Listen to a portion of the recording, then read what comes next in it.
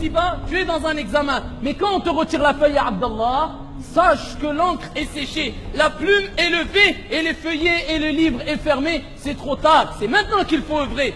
Et c'est maintenant qu'il faut se réformer. C'est pas le jour où les regrets ne profiteront en rien du tout. Car ce jour-là, bien sûr, les regrets ne profiteront strictement en rien du tout.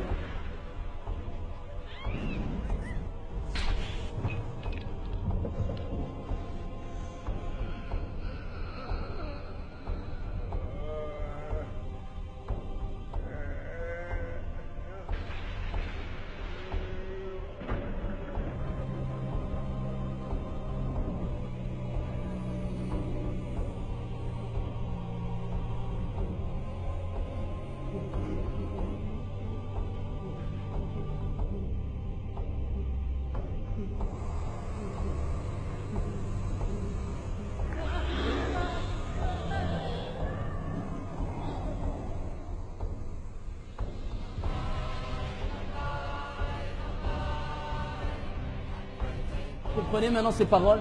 Pourquoi le prophète alayhi afdalus salatu wa taslim a dit: si vous saviez ce que je sais, vous pleuriez beaucoup et vous ririez peu. Mais les gens au jour d'aujourd'hui, on rit beaucoup et on s'amuse beaucoup et on fait beaucoup de mal avec notre langue, avec nos mains, avec nos... Voilà qui pleure d'entre nous? Choisis serviteur d'Allah. Choisis servant d'Allah. Où sommes-nous par rapport à ces paroles, ahibati fillah? Est-ce qu'on se rappelle du feu de l'enfer? Ou est-ce que ça rentre par une oreille, ça sort par l'autre? Est-ce que quand il fait chaud, on dit Allahumma najjina minan nar, Allah préserve-nous du feu de l'enfer, alors que la chaleur doit nous renvoyer au rappel de l'au-delà et particulièrement de l'enfer? Regarde la situation de l'insan, alors que le feu d'ici-bas n'a rien à voir avec le feu de l'au-delà. Alors que si une personne simplement, on le met dans une pièce, ahibati fillah, une pièce fermée alors qu'il fait 50 degrés ou 40 degrés dehors, quel sera son état? Que dire si on rajoute de la chaleur dans cette pièce? Que dire si on lui fait rentrer des flammes de la vie d'ici-bas? Que dire du feu de l'enfer? Hadith wa la haraj, wa la hawla wa la quwwata illa billah. Ici, il y aura l'enfer, il y aura le feu. Et toute personne rendra des comptes sur sa propre personne, sur ce qu'il a avancé, ce qu'il a commis de bien et de mal. Et toute chose se paye, ici-bas et dans le delà. Et ton Seigneur n'oublie rien. Tu t'enflais d'orgueil et tu as oublié que tu allais être lavé, que tu allais être enterré et que ton cœur, ton corps allait dégager une odeur nauséabonde. As-tu oublié qu'il y a des gens qui vont avoir des habits de feu? La plume est levée et l'encre est séchée et le livre est fermé.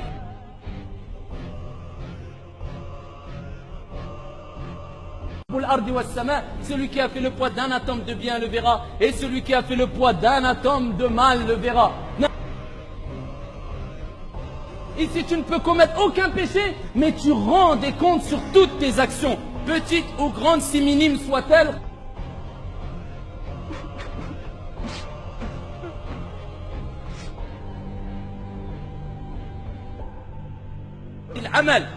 Tu récoltes les fruits, tu récoltes ce que tu as semé. Ici-bas, dans le dollar, trop tard.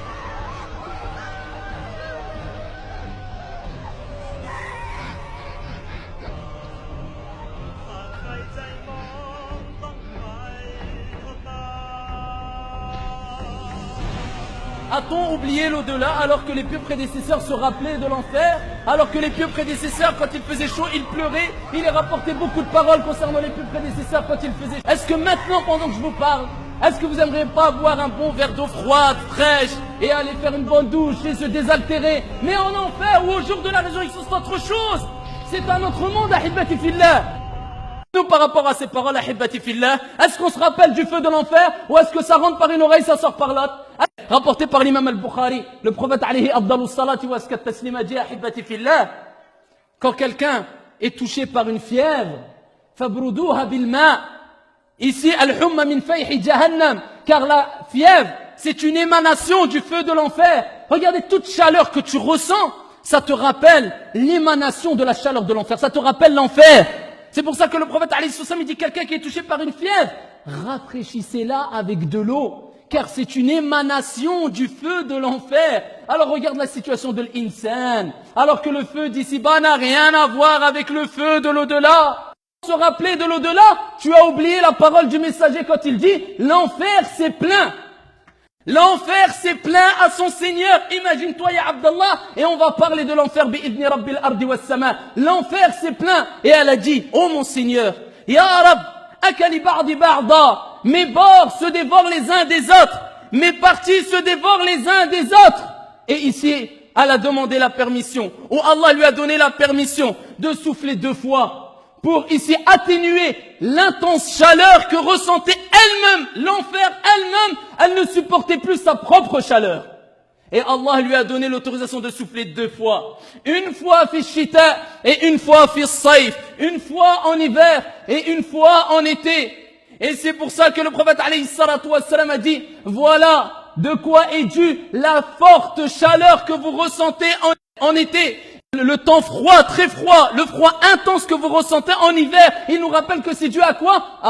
Au fait que l'enfer a eu la permission de souffler 2 fois, une fois en été et une fois en hiver. Ce hadith et d'autres textes prouvent qu'en enfer, il y a des endroits différents. Il y a des endroits où il y a un froid intense et il y a des endroits où il y a une chaleur intense. Sache que le jour où l'encre sera séchée, la plume sera levée et le livre sera fermé, plus personne ne pourra t'aider. Allah dit dans le Coran al-Karim, et je termine avec ces versets coraniques, la personne, le criminel, al-mujrim, il voudra au jour de la résurrection donner comme rançon. Imagine-toi, ya Abdallah, comment Allah il parle de cette situation dans le Coran, comme rançon pour se racheter. Et ici, pour être épargné du feu de l'enfer. Et Allah, il commence par ses enfants.